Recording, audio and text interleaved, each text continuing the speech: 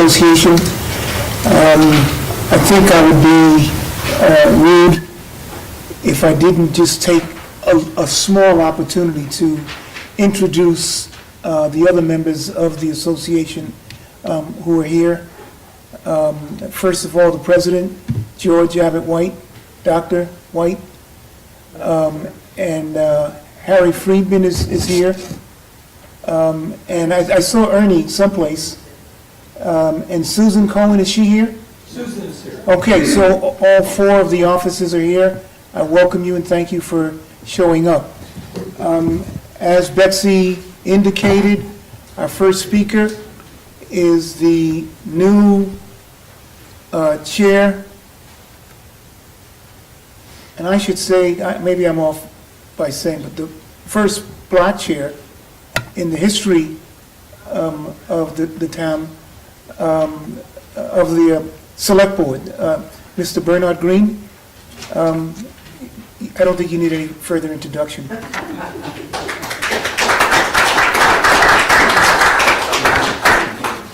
If you said any more, maybe people wouldn't like me. Okay. As Arthur said, I'm Bernard Green, new chair of the Board of Select Persons. You can either congratulate me or give me your condolences, as will become clear as our discussion proceeds. Let me just say that here in Brookline, we have some really big challenges. I put them in two categories for purposes of our discussion tonight. Number one, the schools. Overcrowding, which is real. Okay, it's real. There may be a downturn at some point, but to think that Brookline is not going to be a growing town in the Boston area, given the financial sector, the biopharmaceutical sector, medical sector, et cetera, I think just is wrong. Many of the people that we're anticipating in our projections haven't even been born yet. And those are the kids who will be entering our kindergarten in 5 or so years. So our challenges in terms of overcrowding, and what is particularly important and actually unfortunate, is how that overcrowding is impacting kids who are most vulnerable in our schools. Kids with disabilities who need extra assistance and extra room in our facilities so that the services that they're provided are available. I would say that we have other challenges too. The second challenge, and I'm going to be very controversial here, you can yell and scream at me if you want, fine. I think this town has a problem of divisions. During the override campaign, as I said last night, I just want to read what I said last night, we face the challenges of resolving the divisions in our town that in unnerving ways reflect the divisions we see nationally in America. These divisions, like on the national level, express themselves as rigidity, absolutism, and self-righteousness, oftentimes expressed by people who may be motivated by laudable goals. In making that observation, I accept that me and all of us on each sides of any issue must look in the mirror and make sure that we don't exhibit those traits. But it's important that we recognize that that is a stumbling block in this town. And I think we need to think that through and figure out how we can avoid letting that impede our progress going forward. In terms of an update, I'll give you as much as I can say. A lot of things are just so tentative right now that I'm not willing to go out on the limb and say this is going to happen. But in terms of an update, the title of my update is called Nothing's Cheap. Okay. Let's start off with Newberry. We hope to be able to acquire the entire campus. How much is that going to cost? Well, it could be pretty steep. Maybe we can beat them down because we have a lot of leverage, but that leverage also comes with a cost.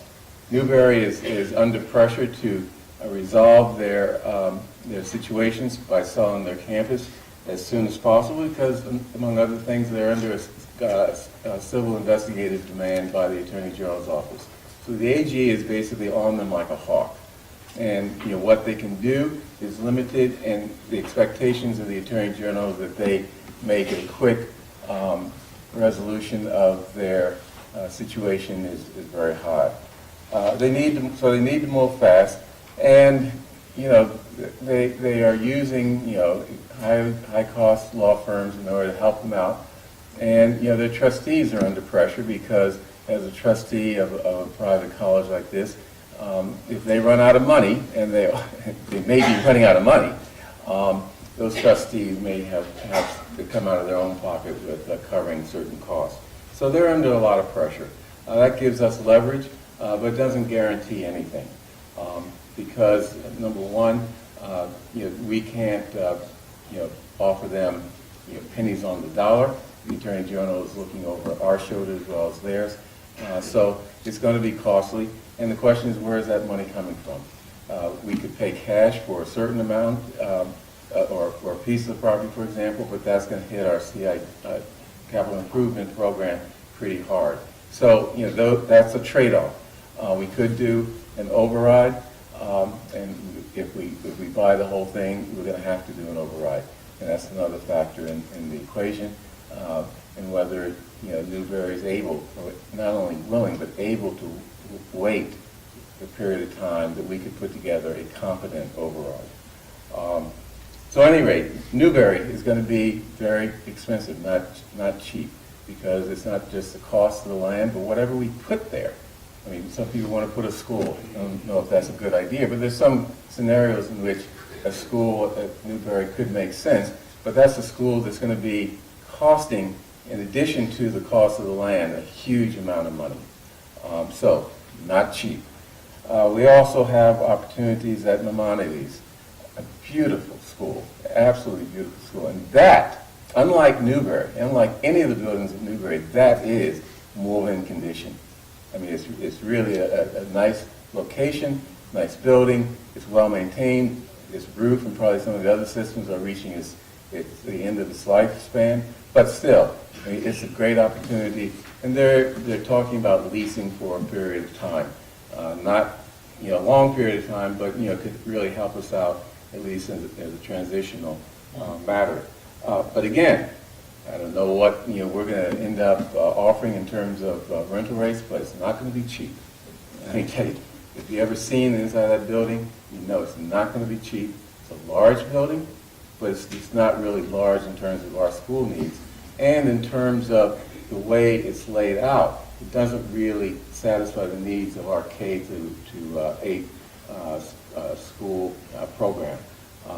It's a school for K through 5. It doesn't have the middle school facilities, and those are very important, especially today, where we have kids, where we provide science learning and other learning that requires specialized spaces that this school, unfortunately, does not have. I mean, but it is a beautiful school, let me tell you that. But not cheap, that's the message. And then Driscoll. As you probably know, I've made the statement quite a few times that I'm not willing to support paying $108 million for 10 new classrooms. Now, there may be other ways in which we can do a Driscoll project, but as it's currently formulated, that is, in my opinion, not very prudent. Are there other options? Well, maybe a 5-section school at Driscoll, but that creates other problems, and that's not going to be cheap either. Whatever we do at Driscoll, again, not at all cheap. We haven't really got to the point where we can say this is the way that we're going to move with respect to Driscoll or any of these other issues.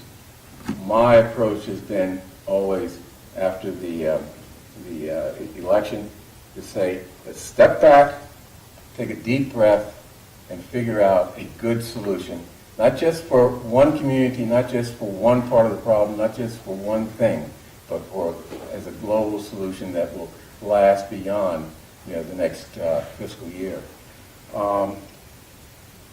So those things aren't cheap. What is cheap? Well, nothing's cheap. But we're up against the wall right now, and that may mean that we have to look at what we own, what we already own, and we own a lot. We own a few things. We own Old Lincoln.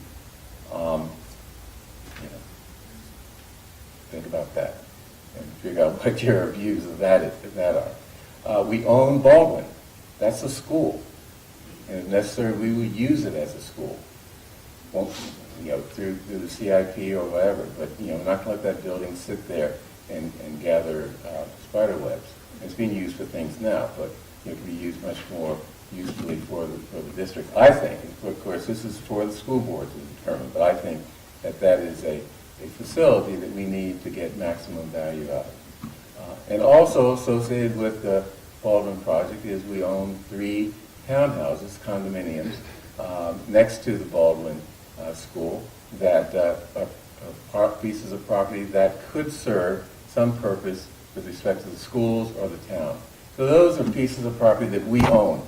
And as we figure out what our next step is those factors, the very expensive options that we're going to have to think through very carefully, as well as the relatively cheap options of using buildings that we own in order to address some of our problems. I know at a certain level that's a little vague. I acknowledge that, but we're not at the point of having definite plans in terms of how we go forward to address the problem that we still have. The election didn't erase that problem, and that is overcrowding and the substandard spaces that we embarrassingly use for our kids, particularly kids with disabilities. That's all on my list of things to talk about. So I think you want me to answer questions? I know that there's one issue that'll come up. Bring it on. My only concern is that when you come up right here, you can line up here. If you have a question, can you please limit it to 2 minutes? Ask a question rather than make a presentation. And we have a timekeeper, Lee Cook Childs, who's right here, who will flash a card to you to let you know. So I'm just going to start off just very quickly, if that's okay. So where and why is Maimonides moving? Or do you know that? Well, what I know and what I think public record is that they're unlike us. We're gaining students, they're losing students apparently. So from what I understand, and this is public knowledge, they're trying to consolidate their operations. They have 2 buildings in Clark Street area. They're trying to consolidate their operations. They may have other plans. They're working on a strategic plan, and they'll probably come up with their ultimate decisions. But right now, they just have excess space, and they want to get out of that excess space because I'm sure it's costing them a huge amount of money. Sure, right here. Sure. Why don't you just ask from the seat? Ken Lewis, Precinct 11, and member of the... It's on TV. Oh, it is? Yeah. I would have worn a tie. Bet you didn't know. Good evening, Ken Lewis, town meeting. Microphone's on. Good evening. Better. Thank you. Ken Lewis, Precinct 11, town meeting member, and a member of the Brookline Teen Center. Bernard, I don't want to put you on the spot, but I just wondered how much the Teen Center has factored into your thinking about temporary alleviation of overcrowding at Pierce, and in particular with regard to music and physical education classes. That's really a question for the school committee, and we're way far away from coming to an answer there. I mean, the schools do rent space from the teen center that's very valuable and necessary because of the conditions at Pierce.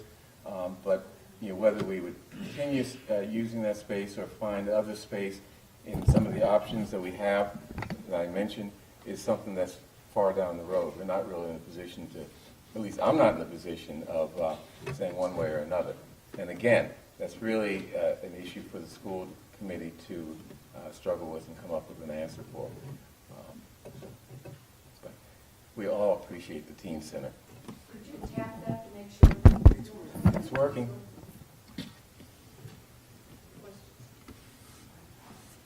Anyone else? Okay, I'm leaving. Uh-oh. John, can you come up here, please, so that you can go to the mic? I'm only asking because Bernard asked for it. Okay. I didn't want you to leave this. What did I ask for this? Thank you.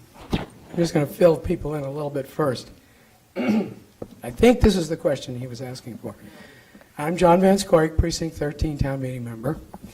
And last night, there was a presentation right here by an attorney for the litigants in the Baldwin case.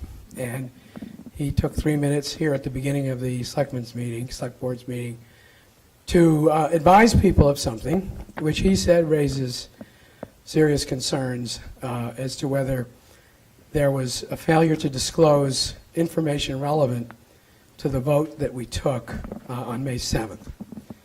And to sum it up, what he disclosed is that there was an email sent by the National Park Service to Brookline Town Council. It was received on April 15th, which you'll note is 3 weeks approximately from the election. The email contains very specific information expressing the view of the National Park Service that there are serious problems with the Baldwin site and the building that is proposed for the site. And I won't get into all the legal technicalities, but the bottom line of the email is that the plans that had been presented to date for a Baldwin school, and this includes 4 different versions of a building plan, would be likely to fail to get clearance from the National Park Service, in large part because they incorporate, was basically the wing that is included in the plans goes over Oak Street, and in the determination of the National Park Service, the very nature of a wing of a building going over Oak Street that then makes the Oak Street access to the park non-public.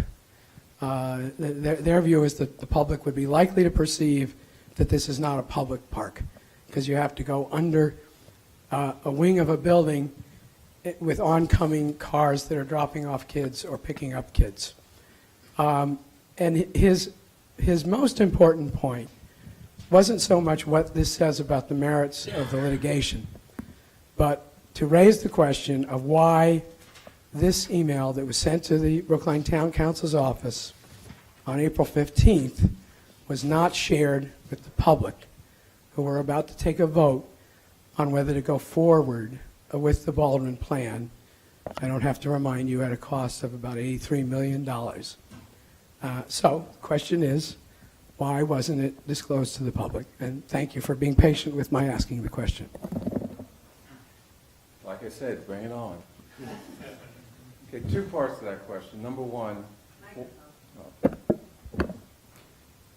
2 parts to that question. First part, why it wasn't disclosed. Well, that's a good question. I didn't know about it. Neil didn't know about it. Julie has asked school committee members whether they received a copy of this email, and it looks like none of them have. We're still checking out, whether anyone actually received a copy of that email. I told Mel that he needs to sit down with Jocelyn and find out what happened, because I agree that that is an outrage that we did not hear about that email before the election or at any point, because we were making representations that we had addressed the reasonable issues that the National Park Service would have with respect to the use of the Baldwin Playground, access to the park, and not intruding on the public's ability to use that. That's the first part. The answer is we're looking at what happened, because there's clearly a breakdown. We didn't hold anything back. Matter of fact, we were representing that we were still waiting for the National Park Service to respond, not knowing that on April 15th they had responded in a certain way. I think let's be careful about our analysis of what their response was. And because I anticipated this and provoked the question, I brought along the email that the National Park Service sent. And what they, and the relevant part is they talk about the conceptual plans for the schools. It says the conceptual plans limit or change access by relying on access through the town-owned Sewell Recreation Parking Lot, which is not part of the LWCF boundary area and not a permanent public access. So what does that mean? We're not talking about access, to the school through Sewell, and whether people use Sewell parking to get access to the park is kind of irrelevant because they may be doing that now, and we can't stop them now or at any other point. Secondly, accessing the playground from Heath Street along Oak Street under an elevated school building may lead to the perception that the site is no longer available to the public. I find that we could put up signage. We talked to the state representative for the National Park Service. Signage was an issue that came up. The plans were to make that an easily accessible way under the building to the park. If there are other issues that could be discussed in terms of the height of that access or whatever, in terms of sidewalks, for example, we were still in the process of discussing that with the National Park Service. So, that's not an issue that is in any sense definitively addressed here. Additionally, third point, conceptual plans show Oak Street as the entrance exit for vehicles to the school, which would result in a significant increase in traffic that would further impact the public's ease of access to the site. Well, that's sort of the same situation we have at Longwood Park with the Lawrence School. I mean, that makes no sense to me. Now, people can disagree, but here's a key point in this email. And this is what I think a lot of people are missing, and what Dan Goldberg, who's not the representative of the litigants in the lawsuits, he's the lawyer for Bob Kraft.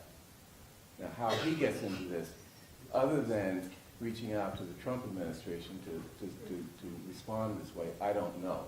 But the lawyer representing the litigants is Stephen Wall. So the key point is, in this email, we know that this project is still in the early planning stages and hope that voicing these initial thoughts will help as plans progress. Please let us know if you have any questions. Two things about that. Number one, the National Park Service is acknowledging that we're still in the preliminary planning stages, and they want us to know the concerns they have now so that we can address them. Number two about that sentence is, and do not go too deep into this, but that's something that we really, really should have been told about. We should have gotten this email as soon as it came in. We're trying to find out what happened.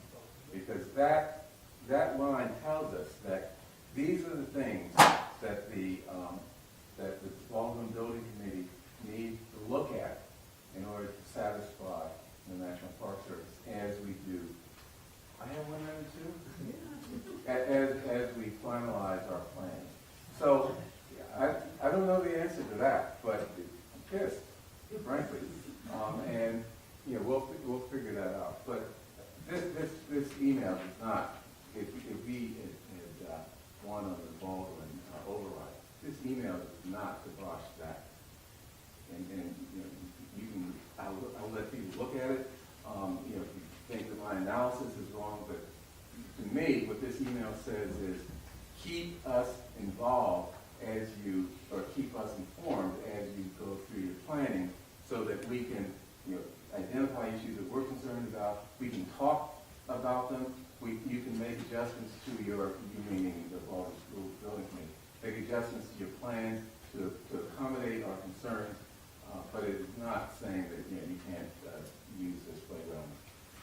You can't use this playground for public school children to play on their public school playground, which is currently used, not by a lot of people, but is used by daycares and private school kids.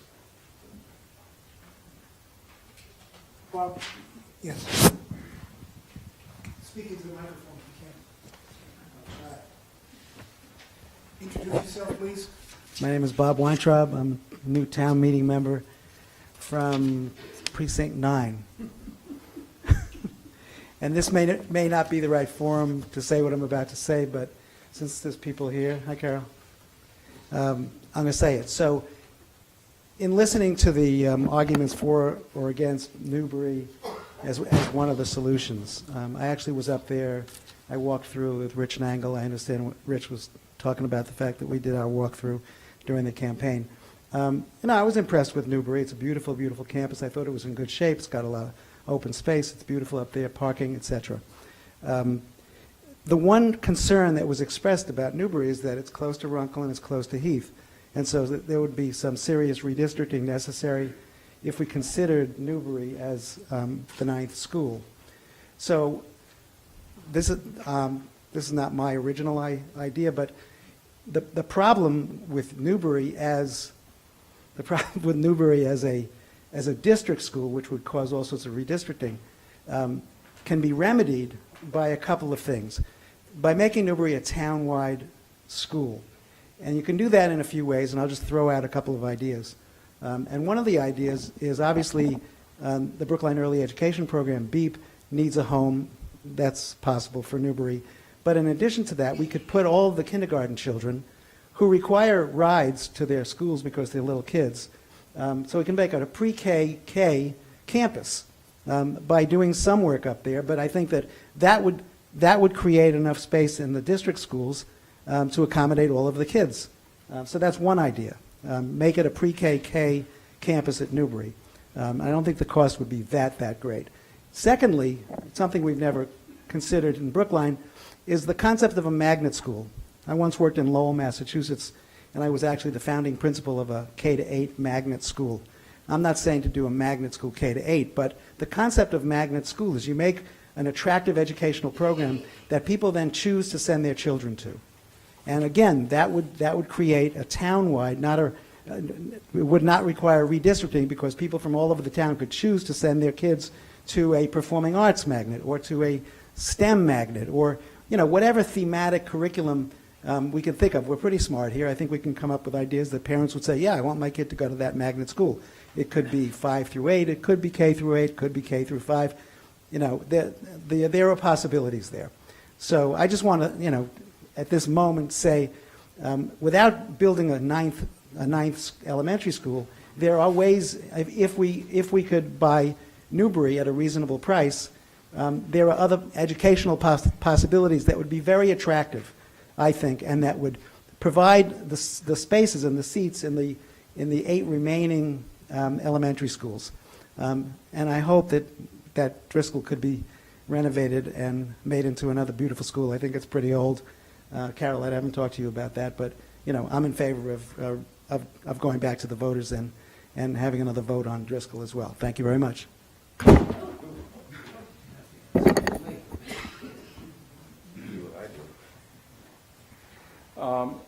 I think these are good ideas. Using Newbury for BEEP,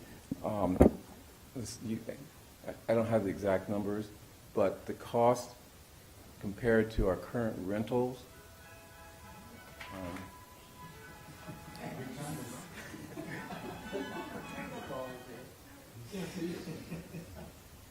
Go ahead, please. the cost, where was I? The cost of putting BEEP, for example, there versus the cost of our rentals in the various places around town is much, much higher. And the other issue there, I'm not saying that this is a bad idea, I'm just saying these are the issues, is that right now BEEP is decentralized throughout town. Putting a centralized or more centralized facility at Newbury is going to raise issues with people. The idea of a pre-K to K, I actually like that idea. That makes sense. I mean, to put a K through 8 school, well, let me say, I'm intrigued by that idea. I don't know whether it makes sense, okay, because I haven't done the research. But to put a pre-K to 8 school there means that you're going to have a super campus of 3 schools, 2,100 kids, or whatever the number is. Now, during the Baldwin debate, some people started talking about, or talked about traffic congestion, and there was a big issue there. I doubt that it wouldn't be a big issue, at Newbury with a 9th school there. But you're not talking about a 9th school. You're talking about pre-K to K. And I think that's a good idea. It does create traffic problems, and I'd like to see if the people who are so upset about traffic at Baldwin would be upset about traffic here. And matter of fact, as you suggest, practically all the kids would, if not all the kids, would be driven to school. So I mean, that's a huge traffic jam. But it's an idea I think we need to look at. It makes sense to me, but I'm not an educator. My plan would go along with the monorail system in Brookline. Oh, really? Okay. Okay, and how much is that override going to be? The idea of a magnet school, I love it, but I'm not an educator. I think magnet schools make a lot of sense, especially given, given the fact that today's world is a world of technology, STEM, high-level mathematics. To have a magnet school that's focused on those areas in Brookline, I think would be incredibly good for the community and good for actually the nation, because we'd be creating the foundation for kids to be able to move into these areas as they grow. So I think that's ready. But and I know that at least the magnet school and actually all of your options, the school committee is looking at, they're agonizing over, they're struggling with. It's not easy to come up with a final solution, but it's on the table. And I like the magnet school, so, but that means nothing. We have time for one more question. Make your comment. Go ahead. Yes, please.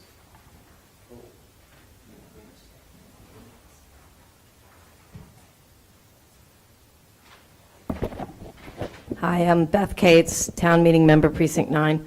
To follow up on Bob's comment about the magnet schools, I don't really like calling them magnet schools, but I read about something called the Urban Assembly Schools in New York City, and they are schools, lots of schools that center on a variety of subjects, from criminal justice to they have a green education school, and they were actually originally started to close the achievement gap and to serve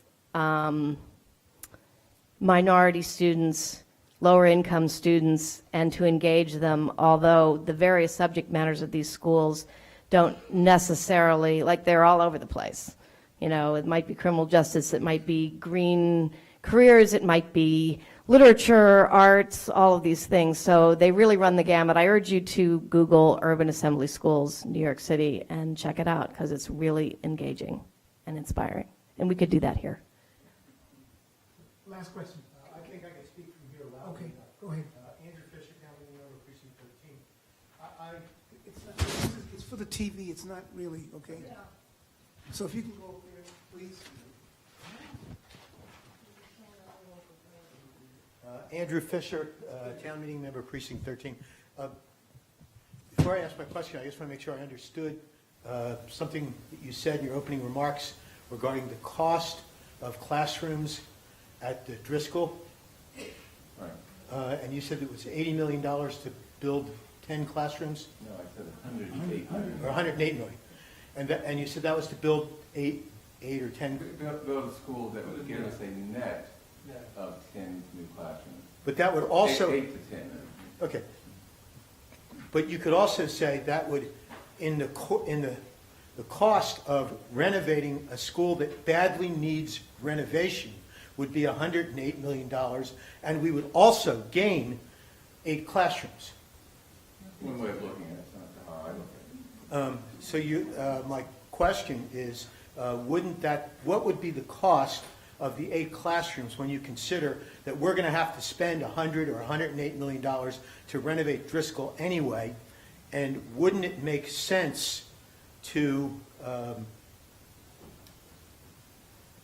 if we're going to have to spend money to renovate Driscoll anyway, doesn't it make sense to proceed with that post haste when we talk about, I think you opened your remarks also talking about overcrowding and kids in inadequate space, and Driscoll is one of the places where that's occurring now. So that's going to need to be done now anyway. We can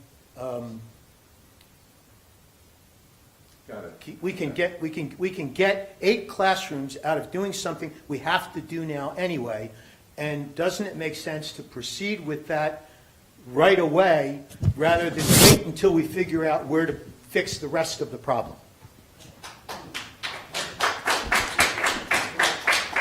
That's a popular position. I'm not sure I agree with it. It's something that needs a lot more study than we have done so far. We know that the program or the project at Driscoll will provide 10 classrooms in a new school, but that helps the Driscoll community. It doesn't address the town-wide problem we have, and there may be a better solution. Pam, let me finish talking before you.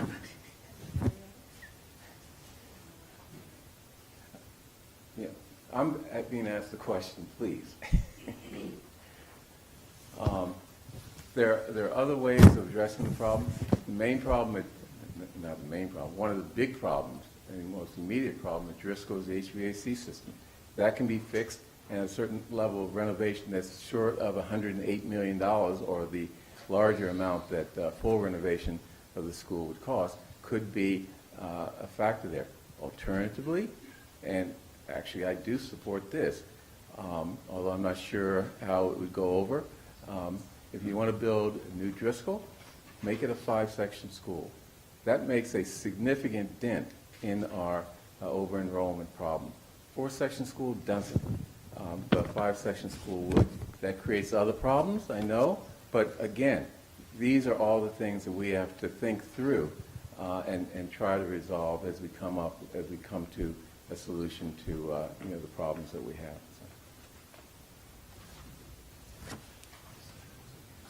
Thank you very much. Bernard, thank you very much. Thank Okay, you. and for your time, all right, and patience, all right. Okay, so now we're going to move on, and our next guest is going to talk about Coolidge Corner, but now, is it more than one person? All right, so I think that we would, how about if we sit up at the dais, is that okay? Or do you want to do it one by one? Okay, okay, fine, that's good. Okay, please come up. There's a lot of empty seats in the middle here for people that are sitting around the outside. If you want comfy seats, they're here.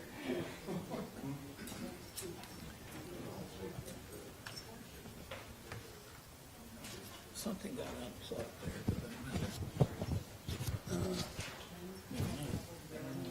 No, I don't think so. Maybe this here? Let me go back there. Yeah, right, yeah. I just don't know what it does. It seems to me like it's damaged when No. it got kicked, Yeah. Hold on. but I don't know what that does. Maybe it does nothing. Well, let's go see where it goes to. Yes, sir. You're welcome. Okay, thank you, thank you. Okay, okay, thank you. Let's see. Go ahead. Okay.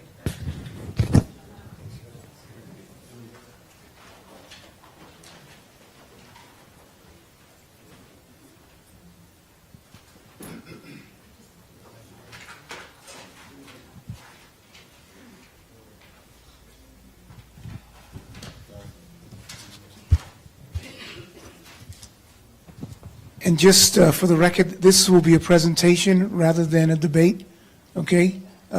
Just as Mr. Green made his presentation. So there isn't an opposition, but they're presenting what they see.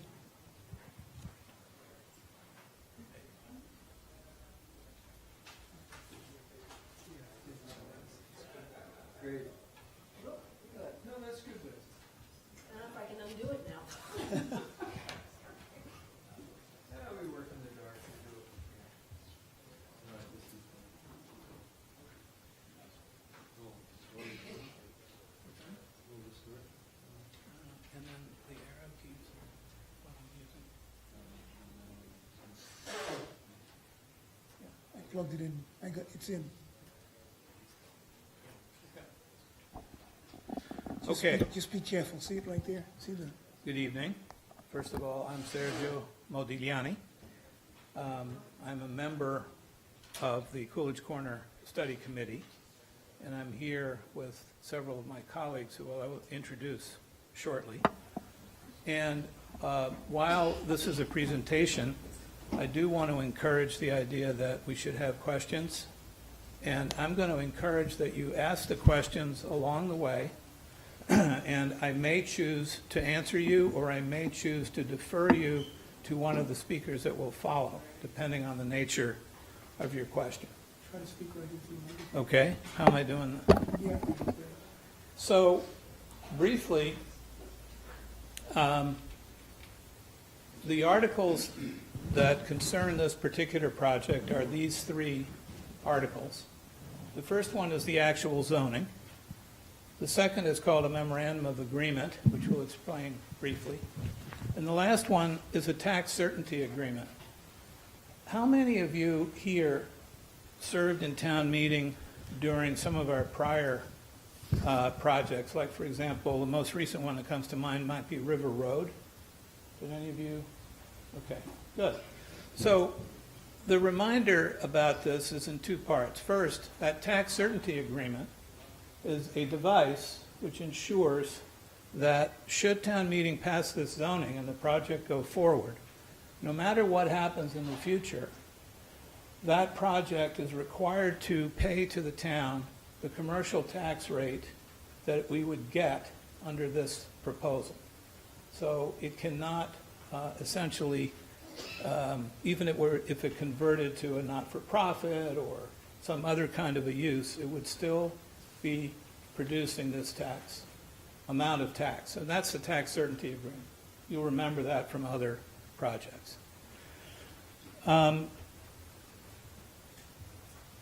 What is it that we're going to touch on tonight? Well, this is essentially the agenda, and it's a lot of items, and we don't have all that much time. And I want to focus on those things which you yourselves may be interested in or have questions about. But briefly, let me take a shot. The committee itself was a very interesting committee.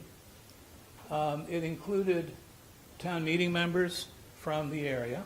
It included direct abutters and neighbors.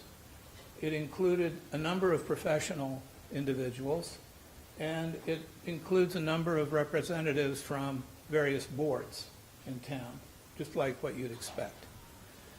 In addition to that, the last item that's listed there is an outside consultant. That was Pam McKinney. Pam McKinney has been advising on real estate in the Boston area for a very long time, is respected both by municipalities as well as by private developers. And she's the one who was testing the economic models for us. So essentially, we wanted on our side to make sure that we were not leaving opportunities or money on the table. And on the other hand, the developer was trying to make sure, and the banks were trying to make sure, that it remained a financially viable project that could go forward. And Pam was, I think, respected by both sides and performed a very useful service. And she does report to us, as well as to CHR, that we're right at that edge. We've really pushed this in a manner to have extracted the very best that we could get from the deal. So some of the issues that the committee was dealing with, and you can imagine that with a project of this type, it's a pretty complex set of factors that are involved. But the public realm was obviously an important issue.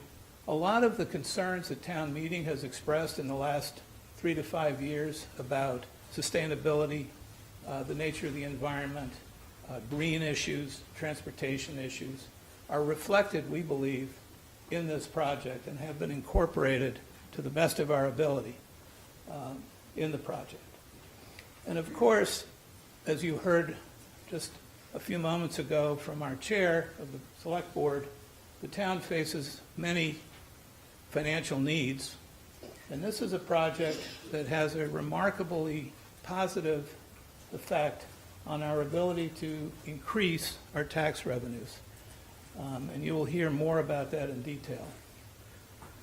So those were just some of the highlights of issues. Now, I started off by reminding those of you who've been in town meeting a bit that this is procedure that we're following here is one that we're all very familiar with. It began with the Webster Street town-owned parking lot, which turned into the Marriott Courtyard, Brookline Place, and the Red Cab site on Route 9, the Cleveland Circle site, and most recently the River Road, all followed this basic approach of creating a working committee, working with the town and all the various officials, neighbors, abutters, and so forth, and crafting zoning. So tonight, fundamentally, and what you face in town meeting as a vote is a choice between two options. The first option that was originally presented was a 40B, okay? About 299 units, 12 stories high, a very massive presentation, which you will see here. I'll show it to you shortly.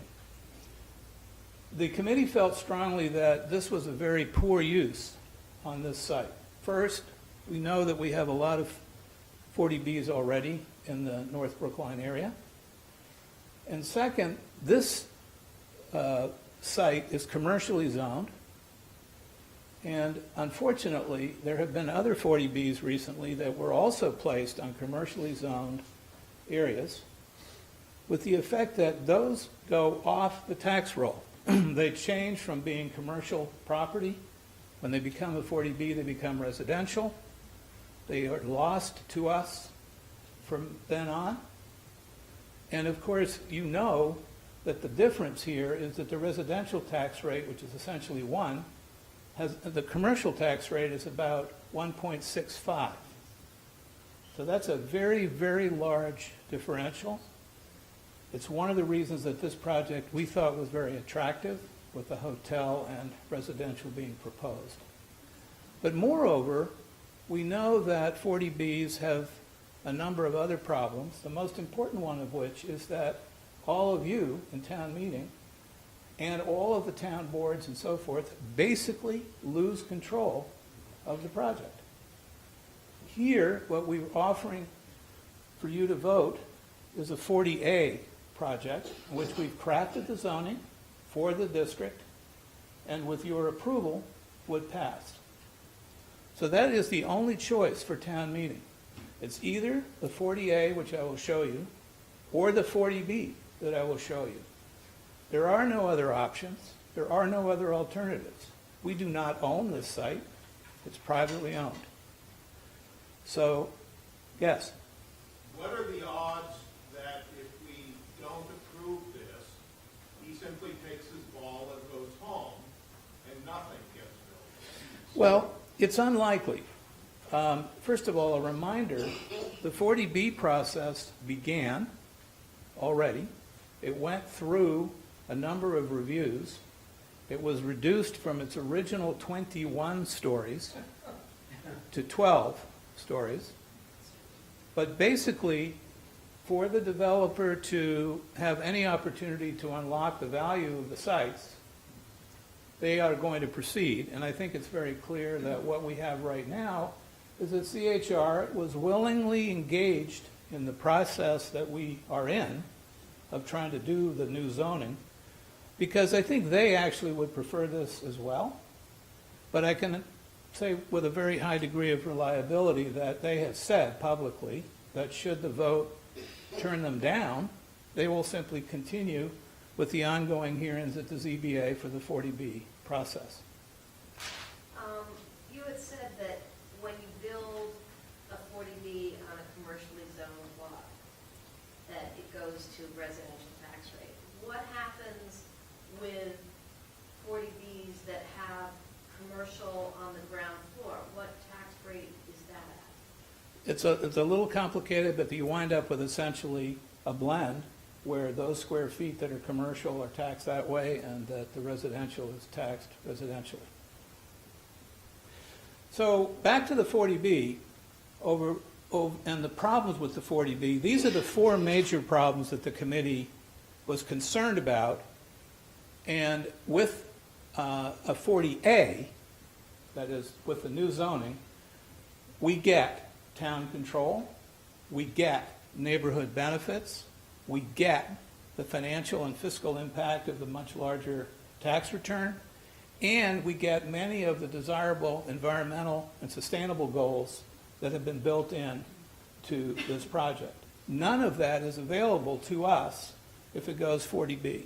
All you could do as a town meeting member would be to go to the Zoning Board of Appeal and watch the procedures, basically, right? There's nothing else that we can really do in terms of shaping that kind of a project.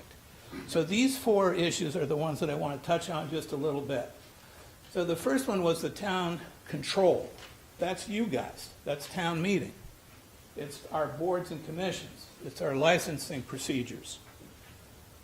And some examples of that are the fact that we have a procedure that large projects become designated as a major impact.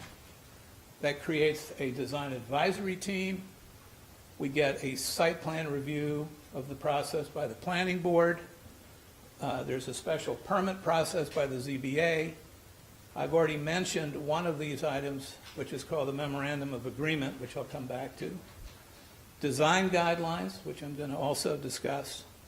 And moreover, there are ongoing monitoring opportunities that we have for all of our large projects, so that if there are problems downstream from traffic or from trash or from any of those kinds of questions, they are back before the boards every year to renew their license. And so it's an opportunity, again, to continue watching what goes on and to continue to assure that it's going the way we want it to go. None of that is available under the 40B. So I've mentioned a couple of terms. One of them is a memorandum of agreement. That's important because this is a side agreement between the developer and the town, and it contains some of the things that are very important to us, but we can't put in zoning. A good example of that is that under state law, there is a single building code with a single energy standard. If we wish a developer to exceed that standard, to be greener, to be more sustainable, we can ask that and get a commitment, which we have done, but it goes into this side agreement. It cannot go in the zoning. This is a really key point, right? So we have gotten the benefit of these sustainable and green goals, and they're in that memorandum of agreement. The design guidelines is another important point, and that is to remind you that I'm going to show you some images for both the 40B and the 40A, and I want to remind you that these are essentially images which are only suggestive. They're not a design project. They are accurate in terms of showing height, mass, and setback, but it's completely conjectural around design issues, windows, colors, materials. All of that would be yet to come should town meeting pass the zoning, because then we're going to enter into this procedure of the major impact project designation, the creation of the design advisory teams, who are going to be working closely with the developer and the architect to actually make the final design. So remember, the images are to be thought of as suggestive and not final. Yeah? The emphasis on the memorandum of agreement, is that, are you saying that's less enforceable in the zoning, or you're just pointing out that that's a difference? I'm saying that we have many important things that we as a town want, which are in that memorandum of agreement, but they're not in the zoning. So are they enforceable because that memorandum? They are enforceable because it's a legally binding contract between the parties. Right? What was the word? It'll go to record. Yeah, it's Once recorded. the Attorney General approves the zoning, then the memorandum of agreement goes to the registry. so that everyone here that it gets recorded essentially as part of the deal. So those are the town benefits, but even perhaps more important are the neighborhood benefits that have come out of this.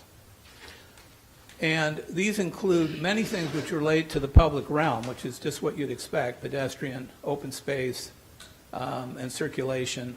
But particularly I would point to all parking is underground, all of it. There's on-site bicycle storage. We got a design, which I think is a very interesting design in terms of the massing. We've been able to activate the ground floor areas with some retail spaces, which I'll talk about. The parking includes some spaces for adjacent residents, and the hotel has agreed to provide a meeting space for use by community groups. So these are just some examples. Yes? So when you say hotel meeting space available to community groups, do you mean at a fee, for free? I mean, under what kind of terms? My understanding is basically that a legitimate community group can simply ask for the use of the room and schedule for the use of the room. There's a cleaning fee charge. That's the only charge. There's no rental charge. Thank you. Thanks for the question. That was a good one. So the site. I think most of you know the site. It's the heart of Coolidge Corner. It's made up of 3 parcels. It's owned entirely by CHR, and it has currently the 2 garage buildings and the surface parking lot. It happens to be in a number of zoning districts. So here's an image of the block. I think you can see the general layout here, but let me just see if I can use my high-tech tools. So here's Beacon, here's Harvard, right, and the block. Pleasant over there. And the site is outlined here, highlighted. So it's that portion of the block. Here is it seen from above with the zoning lines as they exist today. And the next slide should give us the, that's the highlighted portion of the site. Part of the zoning document that you will vote on cleans up the zoning lines that are in here now, which currently break this, so it becomes all one larger parcel that we can handle under zoning. I wanted to show you what we call a wireframe of what would be possible to build today under current zoning. This reflects the height limit, and you can see that it's in the 45, 50-foot range. You could get a little higher with what they're called public benefits. But this is kind of what it would look like. The dilemma is that our economic consultant, Pam McKinney, made clear to us that this has no possibility of ever being built because it's not economically viable. There is not enough of the program space on the site to make this possible with underground parking, for example. Just can't be done. So in essence, without changing the zoning,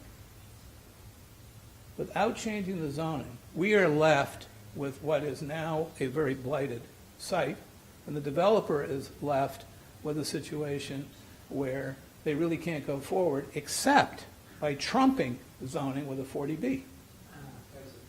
Right? So this is why what we're doing right now, and this idea of getting the 40A and putting that into place, is so critical. We think, anyway. So the 40B, just to remind you briefly, it was about 12 stories, almost 300 units.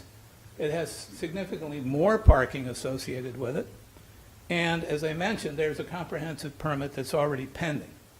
So it's not an idle possibility.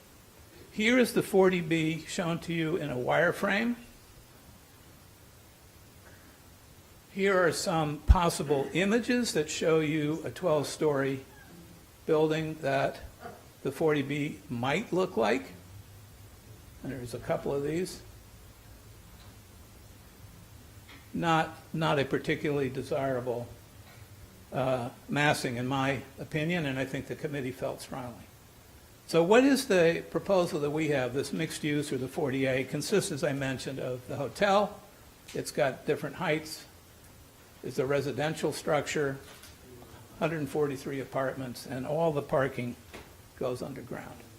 Here is the sort of diagram of the site that we looked at, the residential building at 13 stories with a penthouse, and the hotel, which goes from 2 and then goes to 8 and then steps up, and which might therefore, in wireframe, looks like that. And with some rendering, might look like this. This is taken from roughly Nina's lighting. We're looking across Beacon Street. Is everyone oriented? Yeah. Here's a site from a little further west on Beacon. The SS Pierce building is right here on the edge.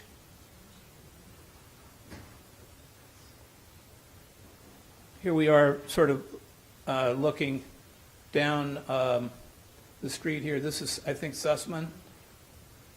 The Sussman building. The library is up the street here. And I think that's Pelham right there. And then you see the new building looming up.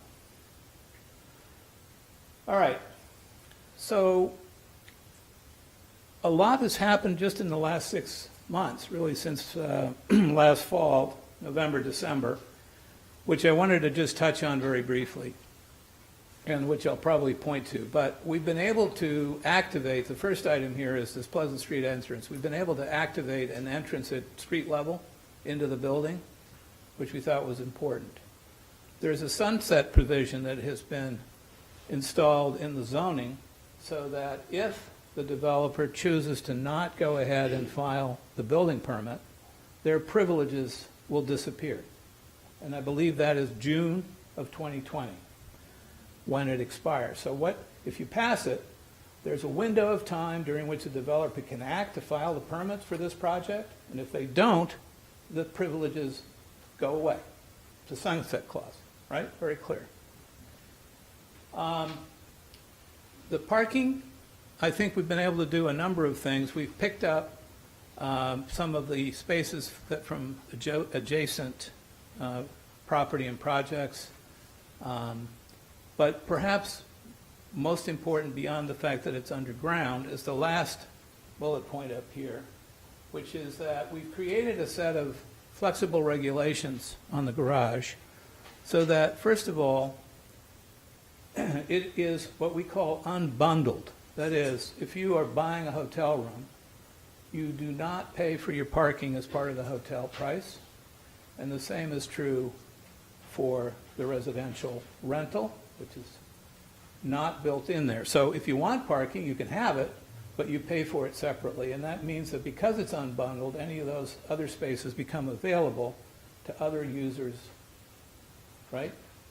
And that may change over time. So if you think about maybe in 5 to 10 years, we are less automobile focused, then those possibilities also allow for the parking spaces that are no longer needed to actually be converted to other uses.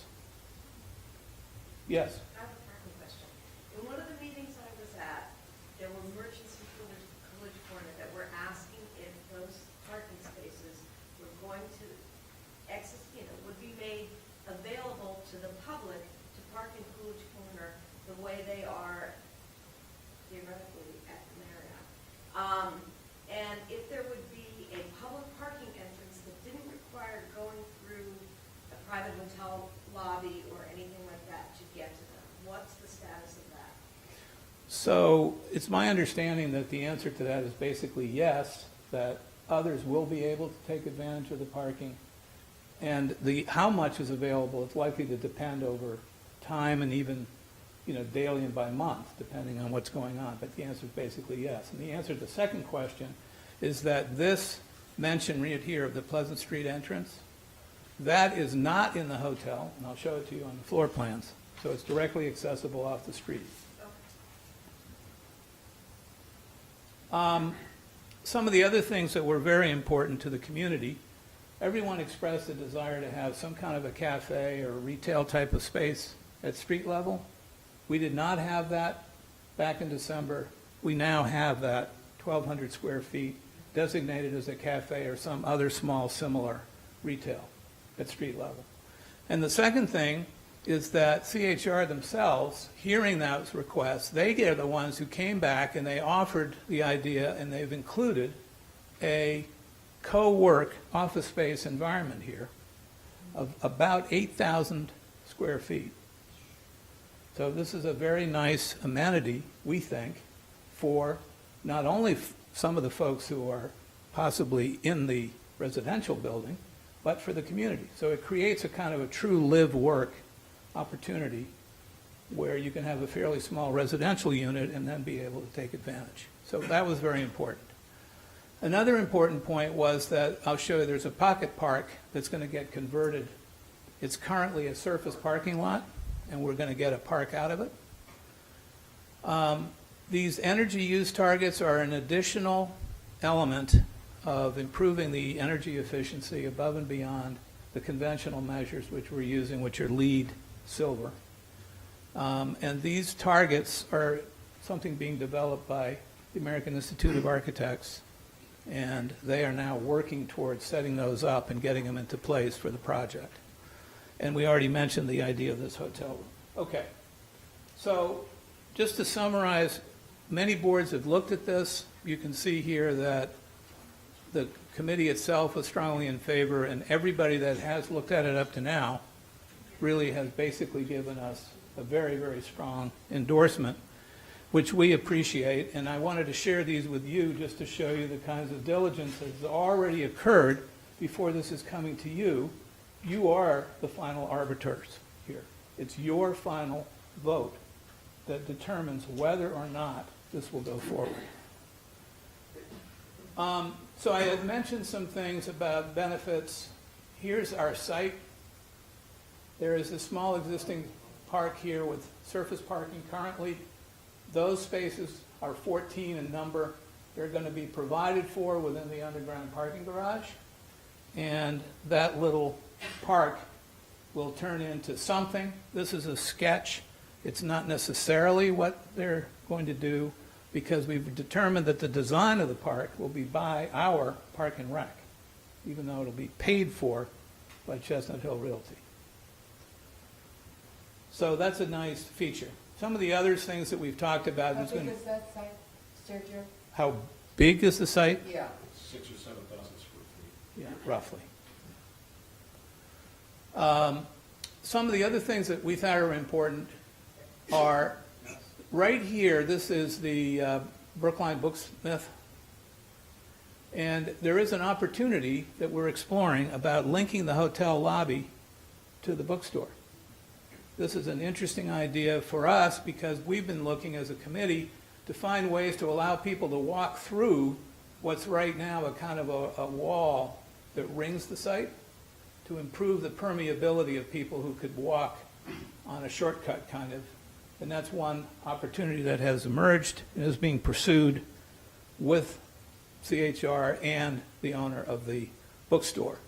There are public improvements. You can see trees and plantings and so forth, traffic improvements of various kinds that are being dealt with. So without touching on all of them. Here are just some quick images. This is a shot looking down John Street towards Pelham Hall. Here's the same view in reverse. You can see that the sidewalk at this end is far narrower than the sidewalk is up here. And so we have set back the new building such that instead of having this narrow condition that is there today, we will have this. So there's an additional gain here for not only trees but public space. Just an example of some of the things, so you can sort of sense this. And in addition to that, in the massing, you can see that there's sort of a reference being made to the presence of this building and sort of extends into the new project. Again, the details of the design shouldn't be looked at, but the concept has been identified. This shows you where the cafe is. It's here, and the workspace, the co-work space is here and also on a mezzanine directly above. There's a public street here, Waldo Street, landscaped. It's kind of a Wunderhoff concept that is cars and pedestrians and bicycles and so forth share this area in here. There is only entry traffic for service to this area in here and exit there as well for those trucks and vehicles that are doing this loop. But predominantly entry is in this area. Drop-offs in this area here. There's a queuing line here for Uber and taxis, and then 2 travel lanes, one in and one out. This is the entrance to the garage here, but the new public entrance that I had mentioned on Pleasant Street, here is a stair and an elevator off a lobby vestibule, which will go down to parking and also up to work space, as well as get you into the cafe. So this, I think, activates the sidewalk here and gives an opportunity for people to get in. Well, this is the same thing, just blown up, sorry. Right? Okay. Now, I'm going to turn this over briefly to my colleague Ken Lewis, who is a member of our committee and who has done a lot of the financial analysis to explain a little bit about the tax benefits. Can I just ask one thing? Sure. Are there any affordable units in the overlay district plan? Yes, there are, and we have another colleague, Roger Blood, who is a member of our committee, who will speak to that immediately after Ken.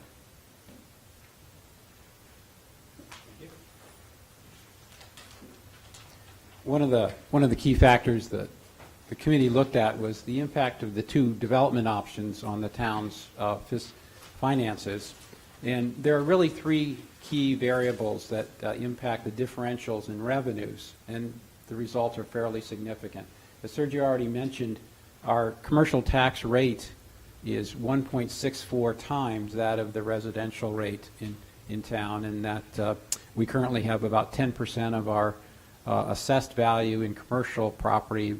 Those properties pay about 17% of the property tax. So it's a significant delta. 43% of the project in mixed use would be taxed as commercial property. That would include the hotel building and the 9,500 square feet of commercial space in the residential building. The second point is that the towns, by opting into the hotel occupancy excise tax, become de facto equity partners with the hotel owners in the sense that we collect 6% of gross room revenues. And that's a big factor as well. And then there's a more nuanced factor, which is the fact that the weighted average value of the residential building in the mixed-use project is higher because it has a lower number of affordable units on site, which Roger will explain is partially offset by the housing trust payment.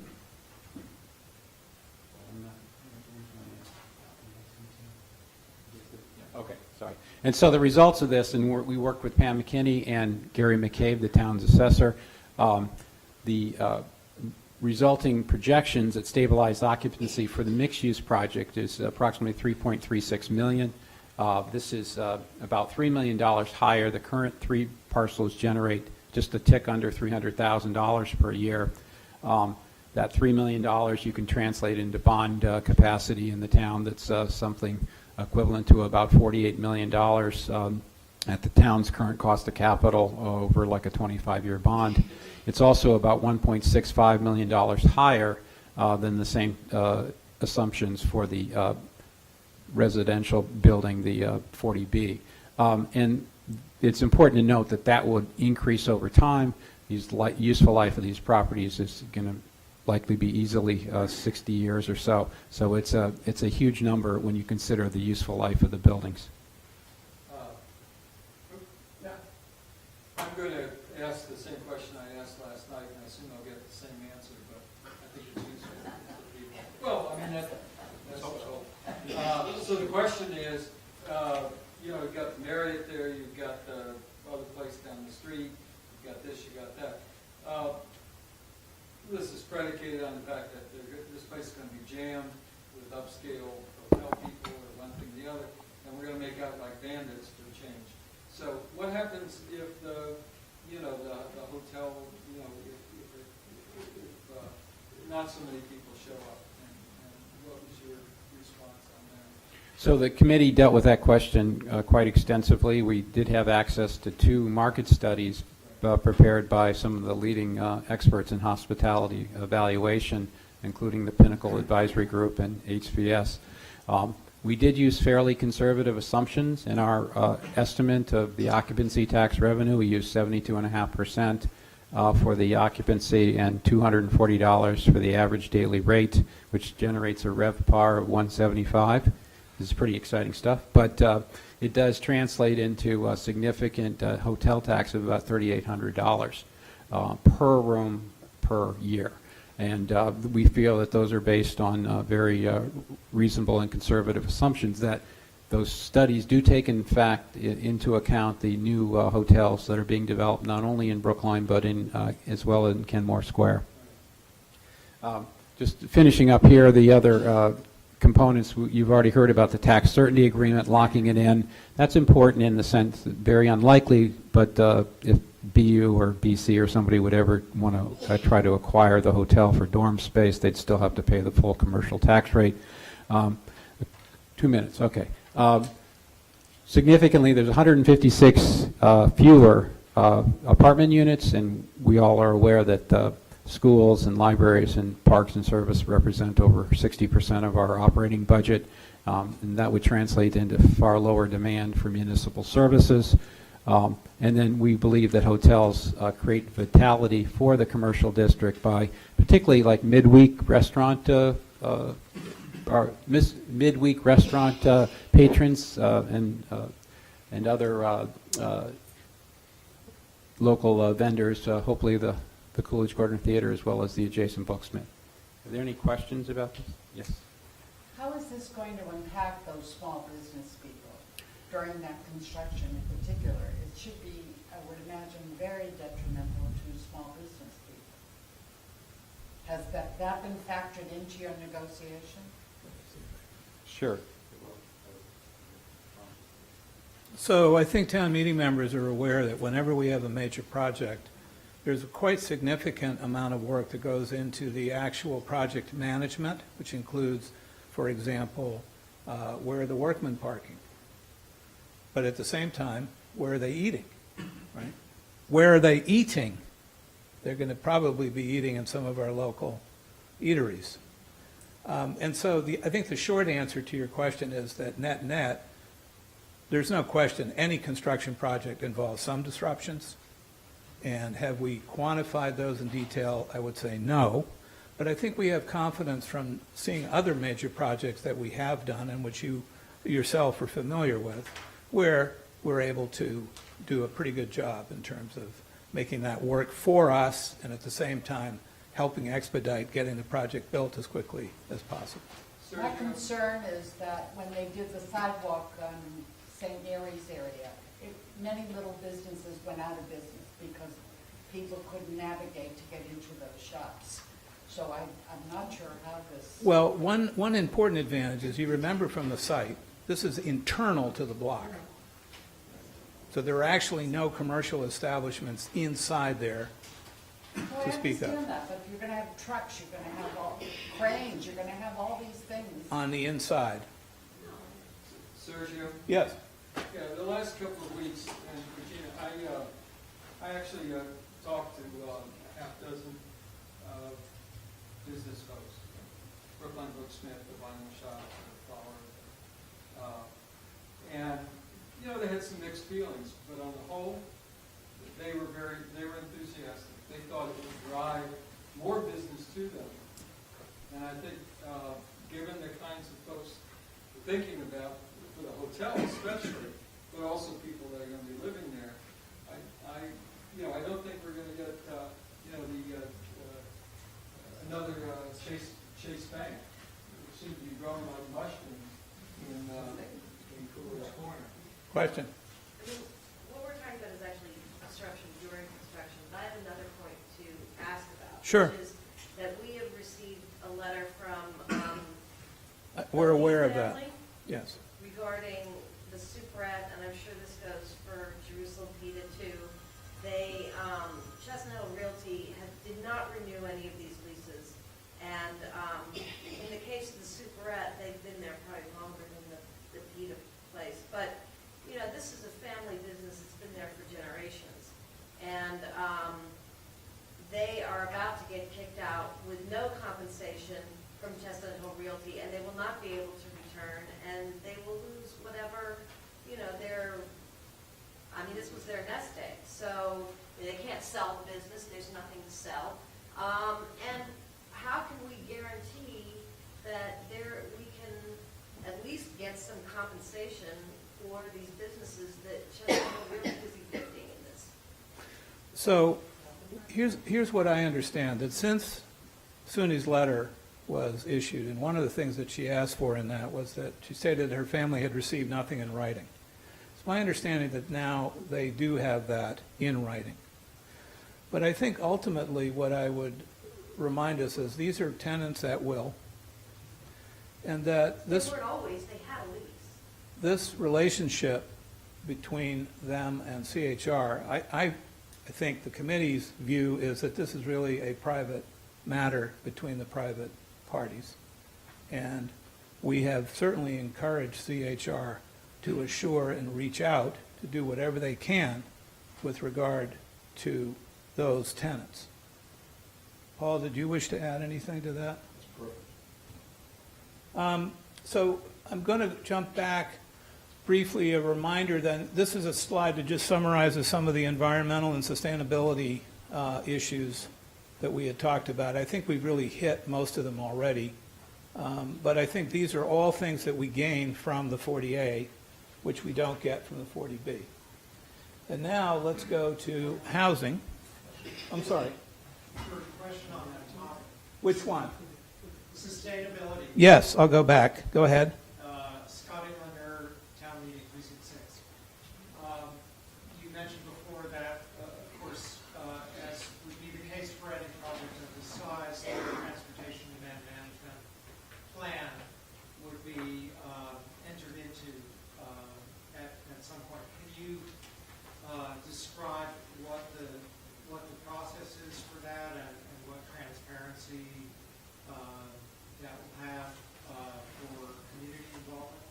So it's my understanding that the TDM process is administered by the Transportation Department here in Town Hall, and that those are based on hearings in which they will seek or be told certain things that are necessary or appropriate for them to do.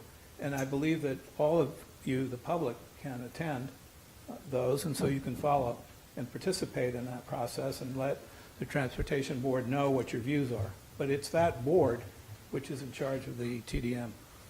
You also have, under the 40A, an ongoing provision which you can't have under 40B that allows the town to review the TDM annually. Yeah, it's again this notion of extended control. Yes? That's a question about that hotel. Is it baked into the agreement that it will be a short-term hotel only and it can be changed to a long-term stay hotel?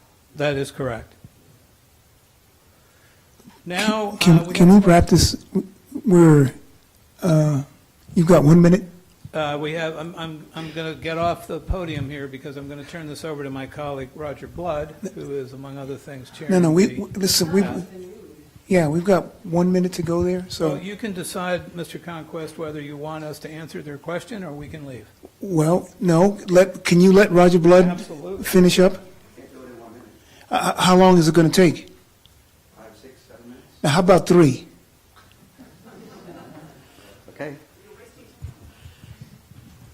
Well, I'm Roger Blatt, and I serve on the committee representing the Housing Advisory Board, the town's advocates for affordable housing. And the HAB, which is known as, is enthusiastically in support of this project. The board has 3 responsibilities: housing policy, administering a housing trust fund as trustees, and overseeing the inclusionary zoning in the town. And all 3 of those elements have come into play in this project, and we think in an interesting and a positive way. Normally, any project like this would come under inclusionary zoning. We require 15% of the 143 units to be on-site affordable. That would be 21 on-site affordable units. The HAB tried to, two goals was to have the most resources for affordable housing as a result of this project, but also to be sensitive to the other stakeholders' concerns. And one of the biggest concerns was the size of this building as it was proposed. And we and others were asked to find creative ways to make the overall height and massing of this building less. So 15% on-site affordable units very quickly would translate into 2 stories, the affordables being throughout the building. The bylaw lets the town negotiate alternative affordable housing outcomes so long as they're in the interests of the town and of the affordable housing goals. We eventually adopted a compromise where we recognize the community feels very strongly that large projects should have affordable housing throughout the project itself for economic diversity, but also that we could reduce one of the 2 floors and maintain on-site affordables and negotiate with the developer what we call a buyout of the remaining half of the units. So the end result is 11 affordable units will remain on-site throughout the building. The remaining 10 that have been an obligation, we went through a negotiation which was rather complicated to get the equivalent financial value to be paid into the Housing Trust Fund.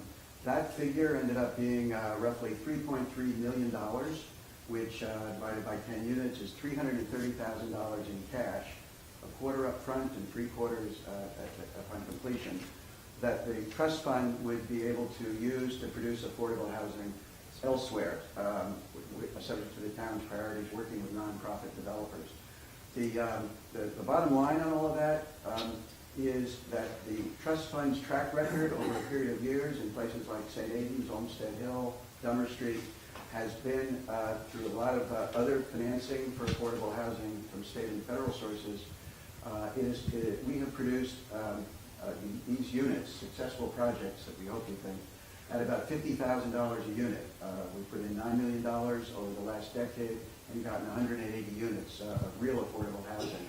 So the leverage and the beauty of this outcome, if you will, is that for $330,000 per unit payment from the developer we, over a period of several years, and we already have opportunities, will be able to produce many more units than 10 affordable units in places and to serve people that the town wants to do in 3 or 4 or 5 times as many as the 10 units that will be bought out on the project. Thank you very much. Questions? Thank you. Maybe you can ask questions of Mr. Blood at the end of the presentations from the next group. Thank you very, very much. Just thank you all. Thank you, Mr. Conquest. Just remember that the concerns that were raised about, for example, the tenancy or construction disruption are perhaps not really the key question for you, because those would happen with a 40B as well, right? So this is really, I want to just leave you with this thought. I think this is a no-brainer vote here, that it's obvious that the 40A is a far better solution all around. Thank you very much. Thank you. If there are questions, please let us know. Right. Thank you. We just need the lights.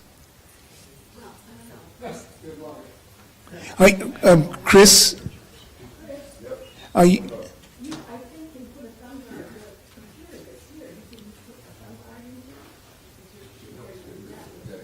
What are you missing? Thank you. Thank you. What are you missing? Anything? No, Okay. this is not our computer. I just No, want to right. make sure that the slide, the image will disappear, but I assume it will. That's going to work, okay, fine. Then we have to dismantle this one and hook you up. Unless someone else But has you, a what, thumb. does anybody have a thumb drive? You do?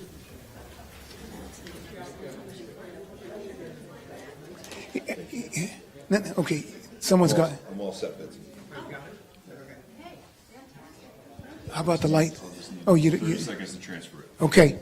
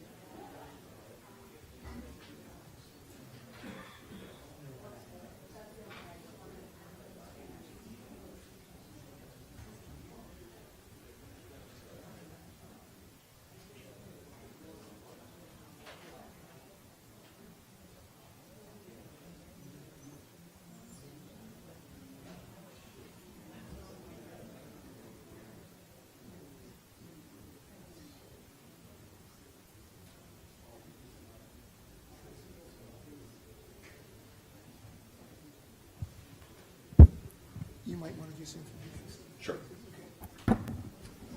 Good evening, everybody. I am Chris Dempsey. I am the petitioner on warrant Article 16. I'm a town meeting member from Precinct 6. I live in Brookline Village, and I'm also the chair of the Brookline Transportation Board, which has endorsed this article. Article 16 intends to do two basic things. The first thing that it attempts to do is to help us improve parking management in Brookline Village, to try to make it a little bit easier to park in Brookline Village and to better manage that asset and that resource that we have. And it also creates a funding stream to invest in improvements in Brookline Village, to try to make Brookline Village a little bit more of a special place. It's already a wonderful place and a place where I'm really proud and happy to live, but it could use maybe that little extra oomph that makes it a little bit more special and draws more people into the commercial district. And we see the challenges of parking on the transportation board on a monthly basis. This is a representation of a typical conversation we might have before the transportation board. A neighbor might come in and say that he or she would like to have no parking zones created on each side of their driveway because it's too tight to pull in or out of their driveway. That's very common probably for many of you. And then another neighbor will say, well, no, you can't do that because I park there and I want to make sure I want to have that space available. You can't take that away. You can't turn that into no parking. And they might say, well, what about doing residential parking permits instead, and that will help ease the burden on the street. And then we'll hear from a shop owner who will say, well, no, you can't turn that into residential parking only. My customers park there or my employees park there and we need that space. And then you'll have an additional resident, some other residents say, well, no, I don't want that either because my guests park there, and so I don't want it to be residential parking. These types of challenges and this friction on parking is something that we see on a regular basis, and it's challenging for us because we don't always know how to weigh all the different opinions and views of the different stakeholders in an area, a congested, high traffic area like Brookline Village. So parking benefit districts are meant to try to solve these problems, and they've been a tool for municipalities like Brookline since the passage of the Municipal Modernization Act in 2016. Arlington, Massachusetts is the place in Massachusetts that has really most embraced these. They established their parking benefit district in 2017, and it's been very successful for them, and happy to talk afterwards about some of the interactions I've had with both residents and town employees in Arlington who have experienced the district. But we also have great examples in other parts of the country. Parking benefit districts have been around for decades. Most famously, Old Town Pasadena, which was one of the first communities in the country to adopt a parking benefit district. But also places like Boulder, Colorado, and Austin, Texas. I love this image in particular because it reminds me of Coolidge Corner with the neon sign for the theater in the middle of the block. So what would Article 16 actually do? Well, it actually doesn't really change any of these policies, except that it creates this advisory board for Brookline Village parking that would then make recommendations to the powers that be about parking policy. So this article, if passed, would allow the select board to create a parking benefit district advisory board of 9 people, at least 5 of whom represent businesses or merchants in the Brookline Village area. That advisory board then starts to meet, and they have public meetings that any of us can attend, and they start to study and talk about the parking issues in Brookline Village. They talk about things like parking meter rates, about locations of parking meters, about parking permit issues, about when spots are being used and when spots are not being used. That's a conversation that they have. And then they make recommendations to the select board about what changes they want the select board to make. And we're expecting that this is going to focus probably mostly on the rate for the parking meter. There may be other recommendations too, but it's probably going to be meter rates that are going to be the central part of their recommendation. So today, parking meter rates are essentially $1.25 at most meters across town. Some are more, some are less, but kind of the standard town rate at most meters is $1.25 per hour.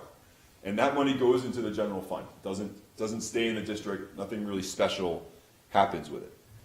Under a parking benefit district, if that advisory board that's created of 9 stakeholders in Brookline Village, if they make a recommendation to increase the parking meter rates, let's say by 25 cents, then that 25 cents goes into a special special revenue fund for the parking benefit district. So this does not touch existing parking meter revenue in any way. It only looks at incremental revenue above what the town is collecting today. And that revenue can be spent within the district, within the blue line in this map. The blue line is the district, the red triangles are the locations of parking meters. So some key governance points here. The first is that the advisory board that's created is purely advisory. It does not have any formal control whatsoever. It does not have any legal power other than to make recommendations. The select board retains the power to set parking meter rates, just as it does today. The select board has full control and retains full control under this. As I mentioned, this really only deals with increases, if there are increases, above the standard meter rate, and it would not impact existing funding streams.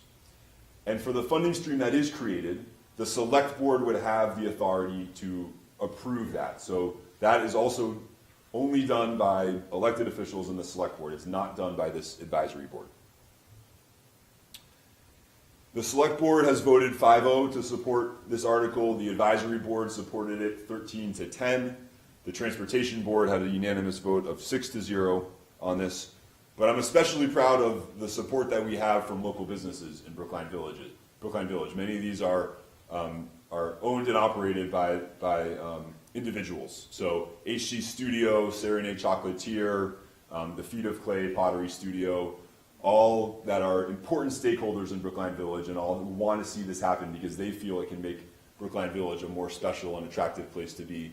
And we also have endorsements from more than half of the town meeting members in precincts 4, 5, and 6, which are the core village precincts.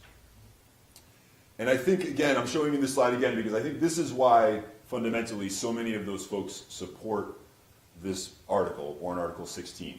Because this fund that is created can be reinvested, will be reinvested back into Brookline Village, into things that will make Brookline Village a more special place. Trees, planters, enhanced winter lighting, parklets, public art, more snow clearance if that's something that they want. It can be things that make Brookline Village work better and that make more customers want to come to Brookline Village, more diners, make it a better place to work and a better place to live. And I think there's a real opportunity here to do that with this commercial district. I've gone over the benefits again. It's about better managing the parking supply that we have. It's about providing local stakeholders with a voice, and it's about allowing this investment that we don't necessarily have today. And I think that's my last slide. And I think Harry is going to speak in opposition, so we'll let him take over from here.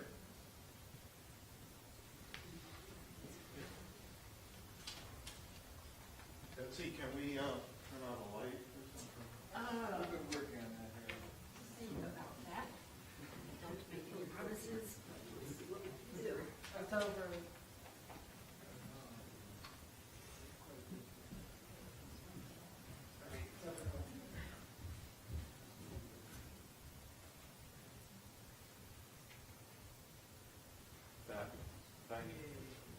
So, I'm Harry Friedman, town meeting. I'm Harry Friedman, town meeting member from Precinct 12 and a member of the advisory committee, and one of the 10 people on the advisory committee who voted against this thing. I have basically 4 problems with this. The first is sort of practice and procedure. Chris was talking about how the extra quarter or extra parking revenue would be, there would be an advisory committee of local business people. They would advise the selectmen on how this money was spent in the village. Well, we have a system right now on how to spend money. It's called town meeting. Town meeting has the power of the purse. And when there are capital projects or other projects that are going to be built in the village or anywhere else, it gets put in the capital improvement project plan. It gets vetted by a subcommittee of the advisory committee, such as the capital subcommittee. It gets vetted by the advisory committee. And then the final vote, the power is made by town meeting, not by the selectmen. The selectmen are the executive. They're not supposed to have the power of the purse. Town meeting has the power of the purse. This does a complete end run around the whole budgetary process that we've been using for hundreds of years, and that is the basis of the power of town meeting. My second issue is that when we do certain things in this town, such as set up a local historic district, you need to get 80 to 90% of the stakeholders, the people who live there, to approve it before the town will approve it. If you set up a business improvement district in the city of Boston, where the businesses tax themselves to clean up the area, you need a supermajority. If you want to do traffic calming on your street in this town, you need the lesser of 10 households or 50% of the street. There are approximately 123 first-floor businesses in the village. Chris gave a list to the advisory committee of the 9 that endorsed this. And it turned out of those 9, 2 of them weren't in the parking district. If you're going to do something like this, you need buy-in.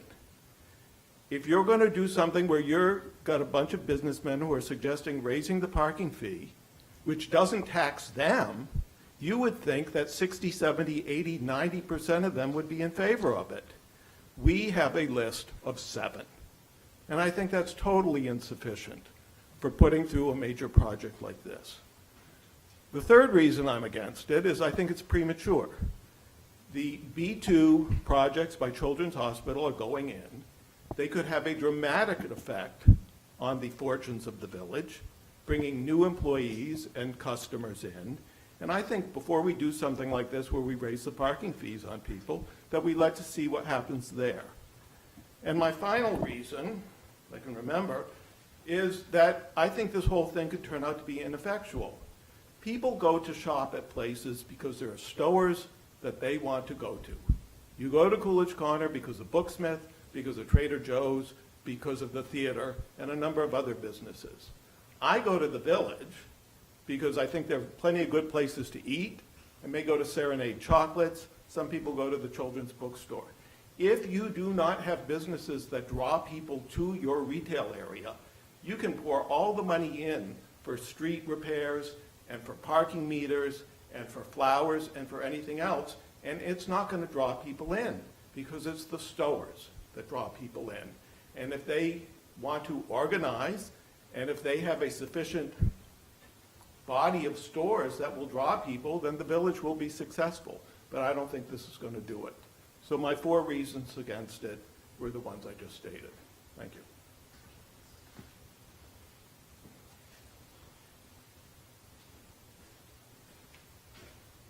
I'd love to take some questions, and if not, I can answer some of Harry's points, but questions are probably better, so let's do that. Go ahead, right here. Sure. Elon Lipinski, town meeting member from Precinct 7. I just wanted to clarify. Can you stand up, please? Sure. So I wanted to just clarify one of the things that I didn't understand from Terry's reasons for opposing.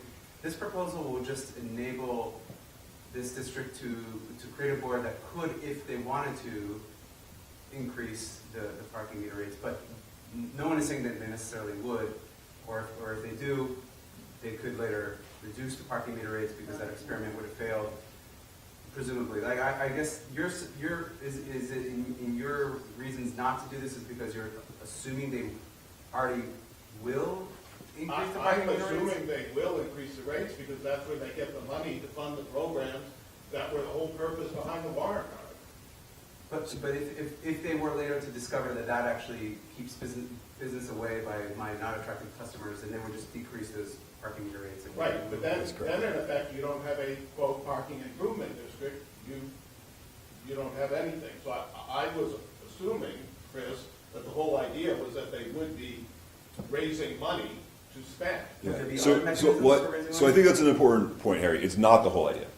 The broader idea here actually is that you're pulling together a set of stakeholders in these 9 representatives of Brookline Village, at least 5 of whom represent businesses, but probably the other 4 representing residents, and maybe some of them representing both, because we have small business owners that both live and work in Brookline Village. And they're coming together for a conversation about how to make Brookline Village a little bit more special and a little bit of an easier place to park. And they may decide that they actually don't want to touch meter rates at all, and the only recommendation they're going to make to the select board is, here's a stretch of road that doesn't have parking meters today, and we want to add parking meters. Or the first thing we want to deal with is employee parking permits, because we're having trouble with employees parking on residential streets, and the employers are frustrated with their employees having to leave to change where their car is on the street. So they could spend 2 years just on that issue alone without ever making a recommendation to increase parking meter rates. The point here is really about creating a conversation that today doesn't really exist. To the extent it does exist, it kind of happens in front of the transportation board without us really having a way to formally manage that process. But I would point out, we don't need to create a new law. They have a bunch of merchants get together and decide what kind of ways they can improve the district. We don't have it in Coolidge Corner, we have the Coolidge Corner Merchants Association. But the people who have gotten together on their own without the benefit of a PBB and have, made suggestions. We don't need this whole structure if the purpose isn't to generate funds by increasing the parking rate so that they can then spend the funds. Can you just, wait, hold on 1 second, and can you please identify yourselves when you, ask your question? Thank you, go ahead, yes. Oh, Go ahead. oh, I sorry, no, me too. That's okay. Okay. I'm Laura Darrell from Precinct 7. What can we assume about the businesses that are not listed up there? Do they not respond? Did you not inquire to them? Are they not in favor? So, great question. So we have done a bunch of interaction with businesses, including a survey that we did in both paper form and online form that was distributed to somewhere between 80 and 100 businesses. We got 22 responses back from that, and there was some really interesting feedback that I'm happy to share more about. But to answer your specific question, we actually think that the responses we've gotten from small businesses are great. There's a whole set of small businesses out there that are totally reluctant to deal with town government in any way. They don't want to weigh in yes or no on this because town government is just sort of a black box for them. One thing we're trying to do with this, and I think you'll hear from at least 1 or 2 businesses on the floor of town meeting next week, is really trying to empower them to have more of a voice and have more of a say in meter rates and parking policy. Today they feel like that is policy that's done to them. When we create the parking benefit district, it's a policy that will be done with them. So I don't think you can make assumptions either way on support or opposition. There's been a very healthy kind of set of conversations. We've probably had 4 or 5 public meetings with probably a total of 15 or 20 businesses that have shown up. And the ones that I showed on the screen are the ones that have decided to proactively support. But we're not aware of any opposition at this point from Brookline Village businesses. So I would add that once again, if you are proposing a local historic district for your neighborhood, and you go to the Preservation Commission or to town meeting, and you say, listen, there are 100 people, and we got positive responses from 22, it doesn't matter whether you assume the other 78 are for and against it is different. You won't get your local historic district because you haven't shown enough buy-in from the stakeholders. So I want to address Harry's point here. I'm not an expert on historic districts, but my understanding is that historic districts truly change the rights of property holders because it restricts what they can change. We are not changing anyone's rights under any of this legislation. What we are doing is we are creating an advisory board that can make recommendations to the select board about a power that it already has. The select board could go out tomorrow and publicly notice a meeting to raise parking meter rates in Brookline Village, and then 48 hours after that, they could go raise the rates in Brookline Village. And they don't have to get 70% or 80% or 100% or 5% of support in that community because it's not a right that those businesses have. It's the right of the town to set this policy. And so this is just actually a way to give more voice than exists today, not less.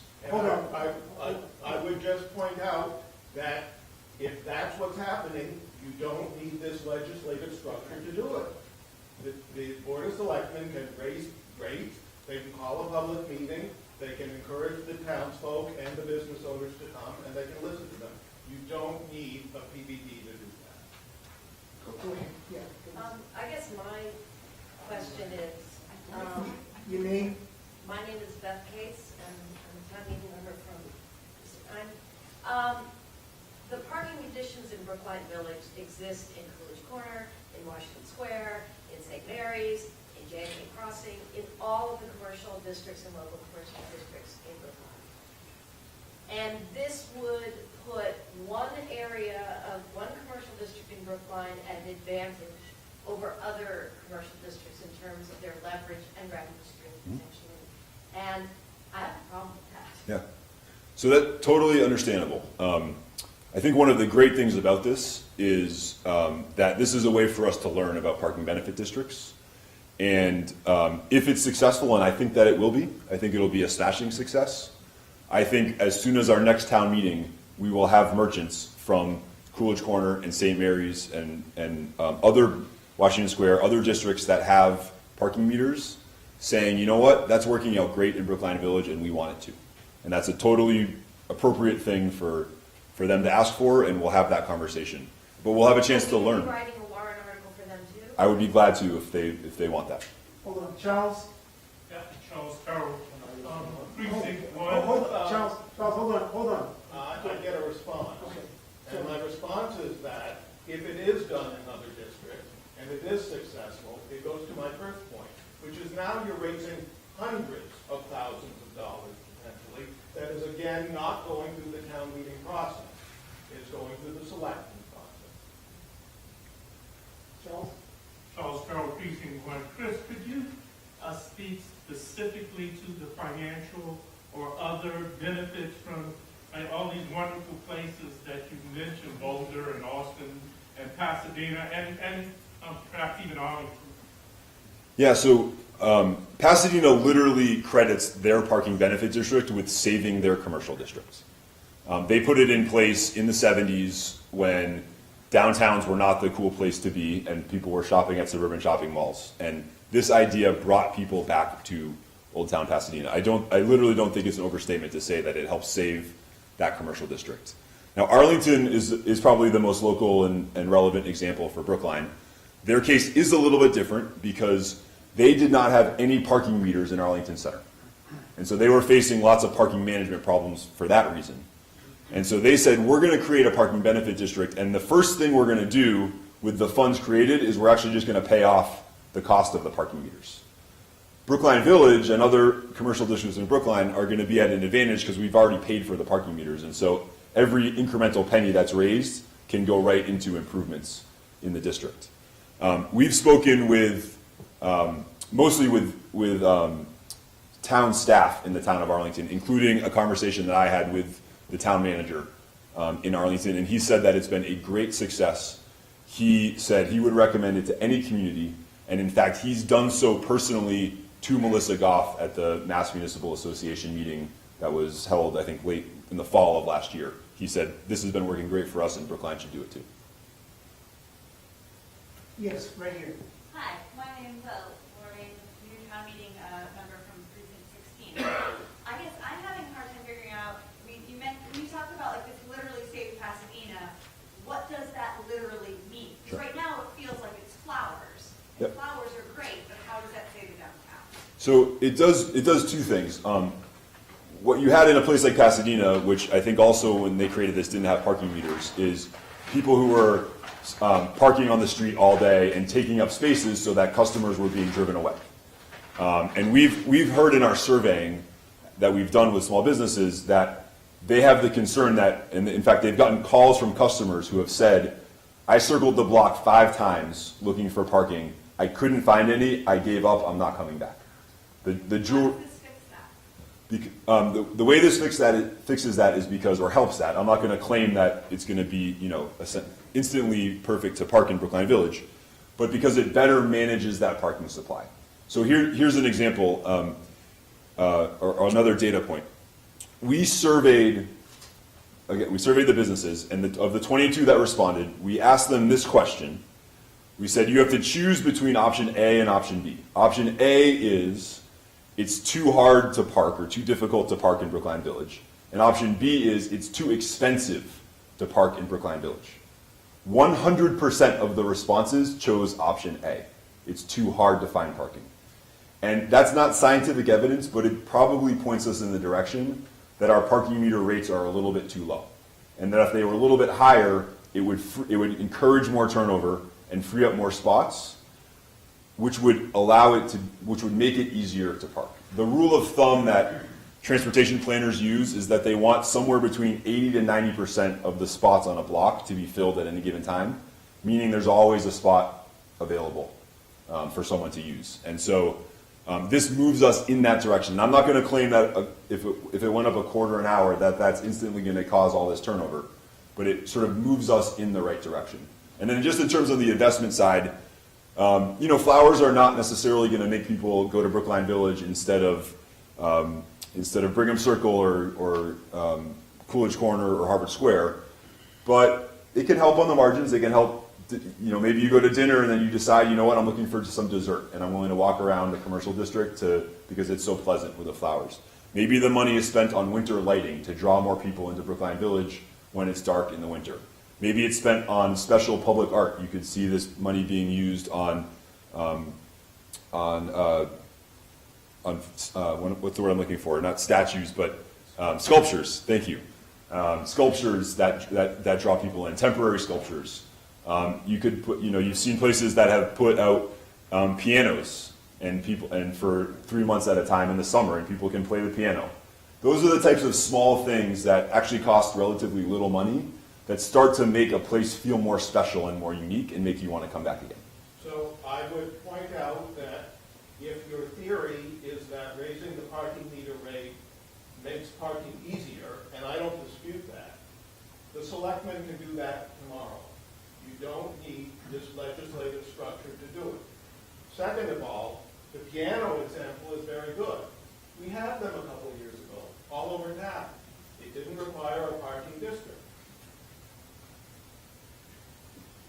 Tony, please. Tommy Vitolo, yes, town meeting member precinct 6. Can you speak up loud? I'm doing the best I can. Come up to the microphone. Nice try, Tom. Tommy, as if you've ever said no to a microphone. Come on.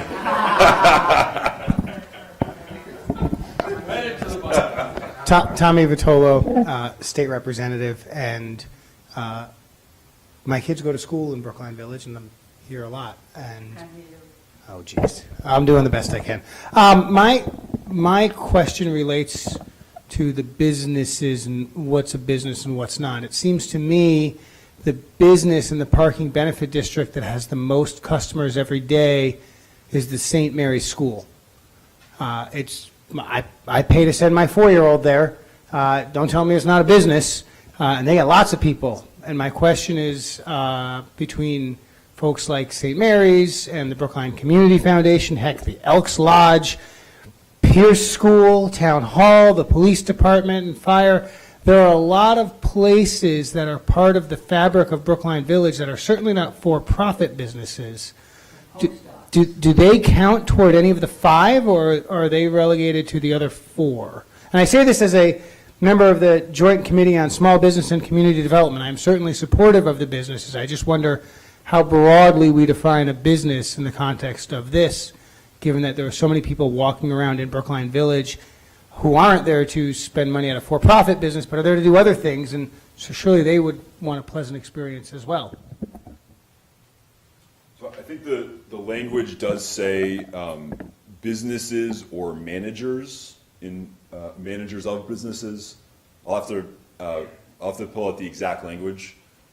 So I'm not sure that it has the flexibility necessarily to include not-for-profit or town institutions.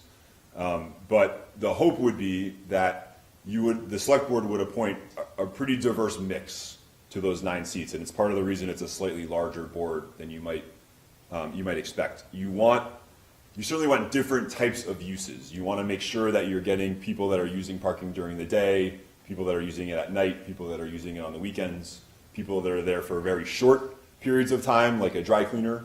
and people that are there for longer periods of time, like someone who's at a school or an employee at a post office or something like that.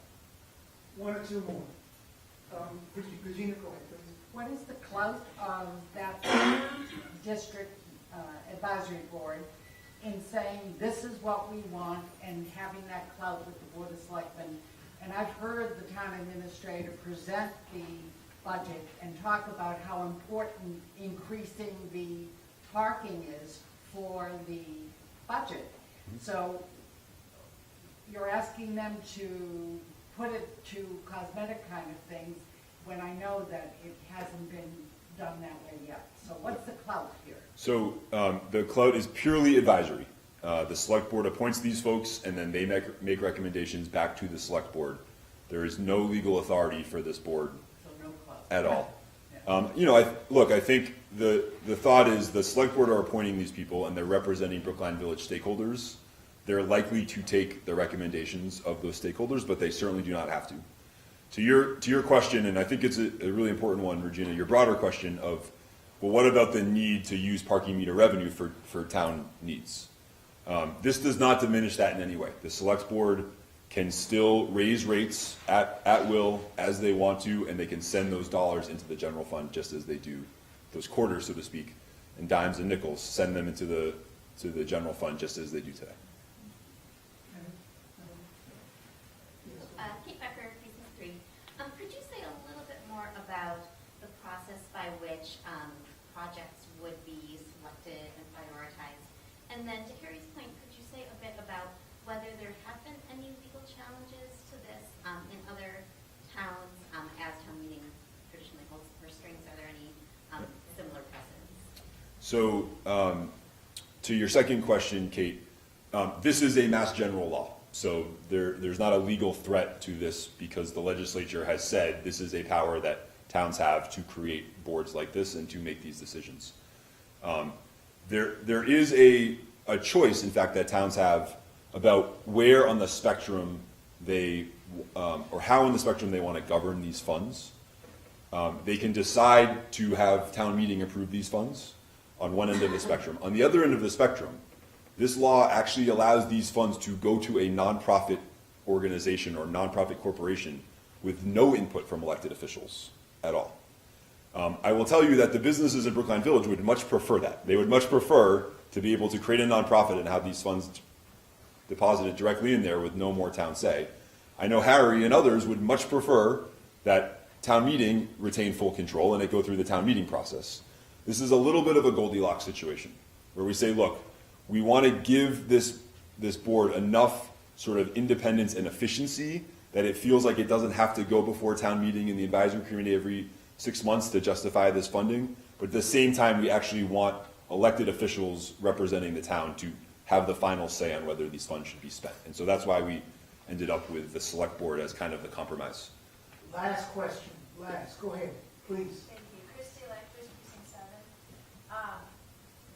Christy Electris, Precinct 7. So my question is, Harry talked about that we have other mechanisms, but my question is, what mechanism does the town have right now for a community like Coolidge Corner to actually spend money on improving their district? And has how do we have any group processes that the Coolidge Corner goes and talks to the town and says, hey, we'd really like you to do X, Y, Z? And by opening this TDM, will we have open meetings where community will know that they can come and talk to voice their opinion? Because right now, I found that I don't know where to go to say, like, this is my vision for what I want. I also live near the village, so this would be great. It would be great if we had a park lit outside the ice cream shop so we can hang out. Because right now, there's nowhere to hang out in Brookline Village.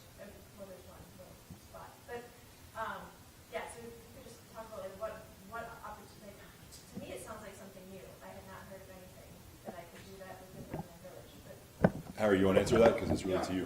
Right now, we have the capital improvement program. And so, for instance, items that have been on the capital improvement program was to do work on one of the alleys at Coolidge Corner that connect the business district. You could have capital improvement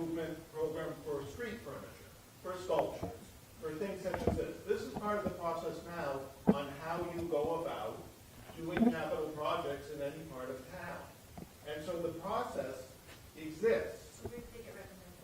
They will get recommended, you could recommend it to one of the selectmen or to the capital subcommittee for capital advisory to put this on the schedule for capital improvements. So it's just piecemeal? It's not? Yes. It's not a group?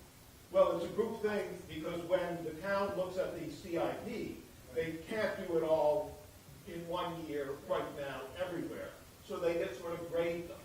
And some of them get done this year, some next year, some in future years. And you, as a town meeting member, have the ability to move a motion, an amendment to the budget, to move something up. You have that power.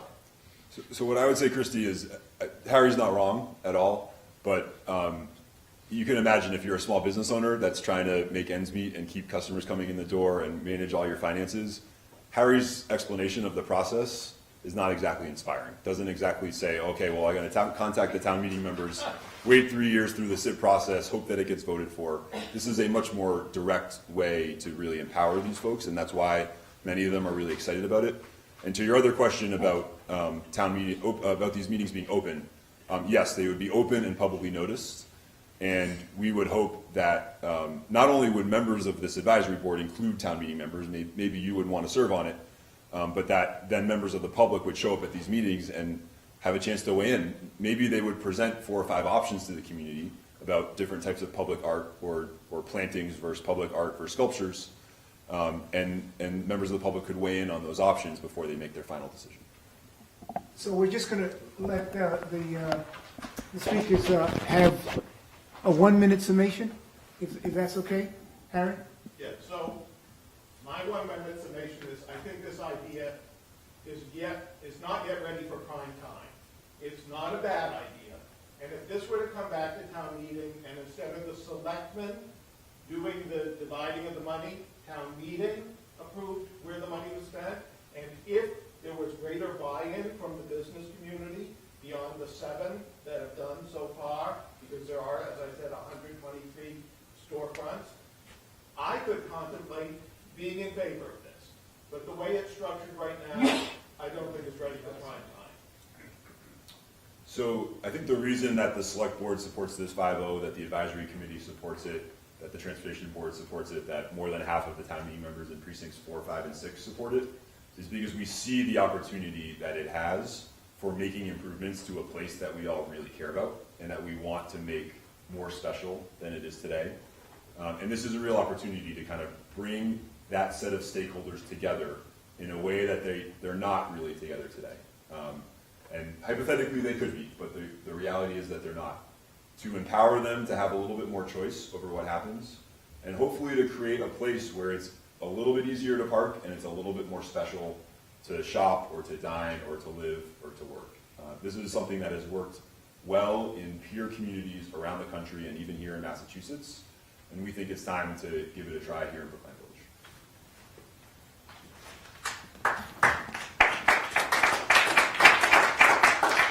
So I just want to thank Harry, and want to thank Chris for a wonderful presentation. And I'm just going to bring Betsy back up again to, no? The most important thing, thank the people that supplied the vittles, all right? And I think that's the Brookline Neighborhood Association. And again, thank the TMMA and the League of Women Voters for hosting this, and look forward to seeing you all on Tuesday. Thank you. Good night. Long time no see. How are you? Nice to see you. Congratulations. I think so. Yeah.